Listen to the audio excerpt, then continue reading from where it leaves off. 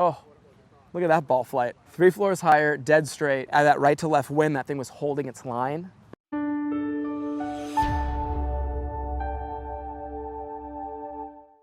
I am proud of you though, Will, because I have been watching you for a while. I know you work hard, and I know you've been doing your thing, you know. I am really proud of you though, because I've been watching you increasingly make the move more solid.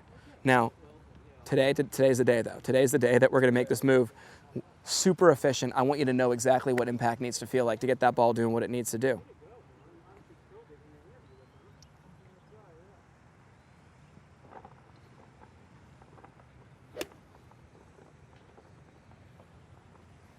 Let me ask you this. What's the biggest thing that you've been personally working on lately? Mostly mental game, to be honest with you. Attaboy. Thinking. Because, I mean, I can hit it fine. I just can't think a lot of the time. And when you say that, are a lot of mental errors on the course? Like, is it more course management, just not quite making the right decision? Course management, and then it's just like doubting myself a lot of the time. Just not like seeing the shot, not 100% committing to it. And then freeing it up. All right, buddy, I got you. Especially in tournament. Yeah. Well, you know, one of the things that you're going to have to do right away, I always tell the better players, I mean, listen, you have to do the best you can out here to make it feel like you're out there.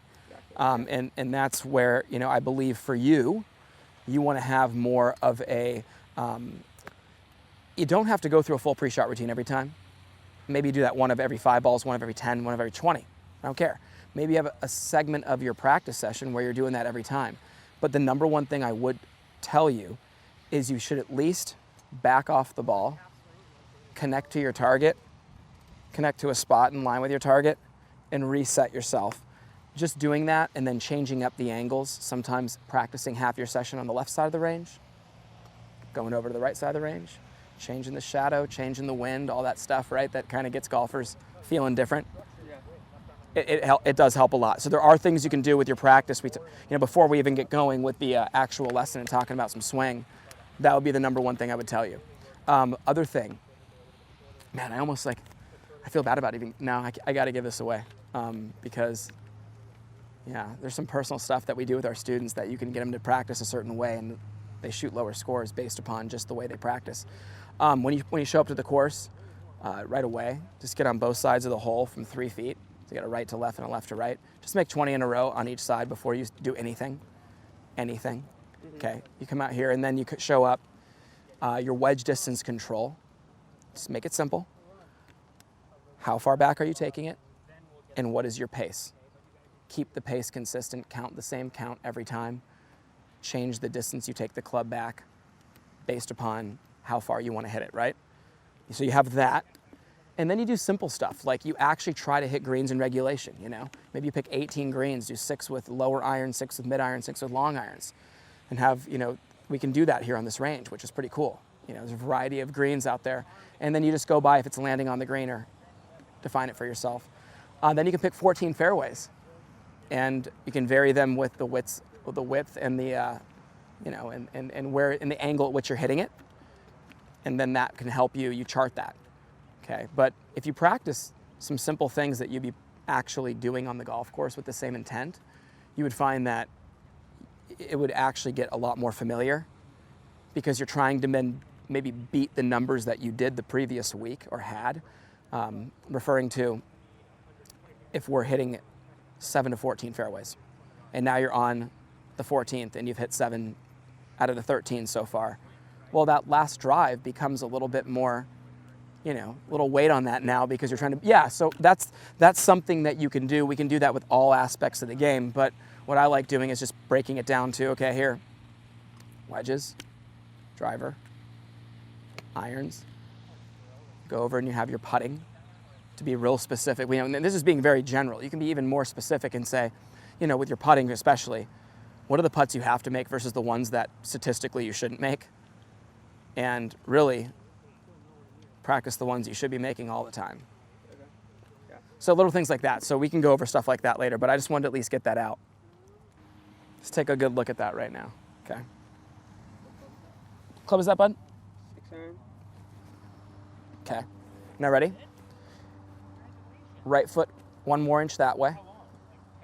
Left foot 1 more inch that way. Go half an inch more that way. Okay, good. And then just give me that little hip bump right here, right? See what we look like here. Now we look like we're gonna hit that shot, dude. Okay, ready? Stay right there. I want you to understand this. That ball is running right up the left side of your face now, right? Before, that thing was under your right eye. And that's where, when you're already preset, you can step off that. When you're already preset ahead of it, well, now you would have to be forced to really either back up, and if you did get even farther ahead of it, I mean, you can hit that thing way right, or smother it, turn the face over, hard left, low left shots. But just getting some more ball flight and seeing that ball shoot up and spin straight is what I want to see from you. Ball back also, anytime the ball's back, this is a really cool visual for you. Once you get this, you're going to be dialed in. So there's a point at which the club's swinging straight for each club, but then there's a natural arc around our body that anything on the back end of this midpoint to your body is in to out, and anything on the front end is going to be naturally out to in, okay? So going out to the right and then moving left. So really, when the ball's back there, essentially the path is going to be more right. So once again, there's where either pushes or the overdraw can come from. And then that's where, when it's on the back end of the midpoint, it's going to be striking even more down, so a lot of low ball flight. We just move it up a little bit. We have it more in front. The path's going to be straighter, and the face will have a little bit more loft. You could actually attack it more, hit down on it more, and the ball just going to, it's going to go farther, spin up, and go straighter. So let's make sure we dial in the setup first. Keep this guy right here. Set up. Make sure that you have your sternum behind the golf ball, behind that rod. We bump those hips slightly forward. Boom, there you are, buddy. And just, dude, I'm all good with you just taking your time and getting comfortable. Just adjust to the ball position. It's way better.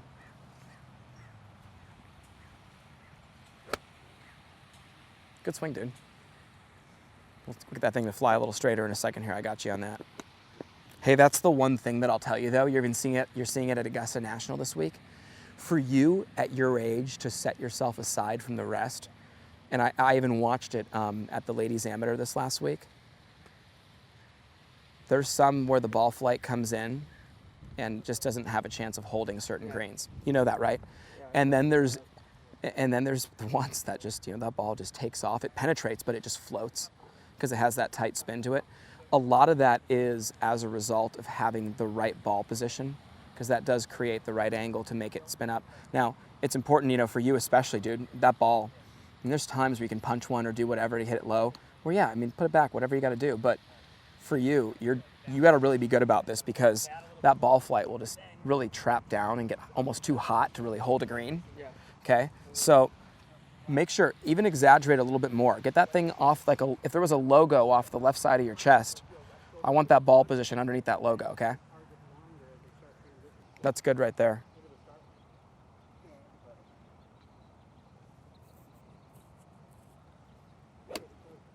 Oh, look at that ball flight. Three floors higher.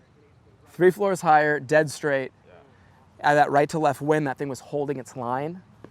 Didn't have that low kind of tumbling flight that would hit the front of that green and just back left.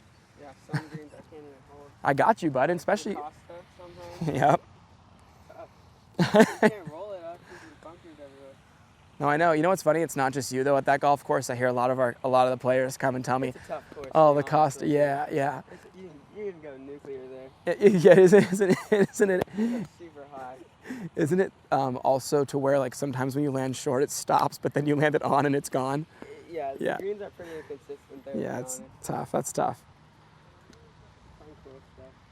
Gosh, what's funny is that place. I have fond memories of that place. I remember going and seeing the WGC events out there when they had the World Golf Championships back in the day out there. It was so cool. Yeah. That was a hot spot.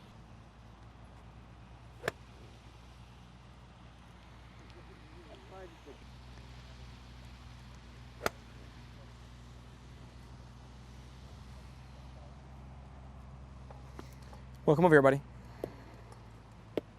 Thank you guys so much for watching our video. Any questions or comments you have, please leave them below. Also, click the link below to pick up 3 free videos. We appreciate you guys. Enjoy our channel.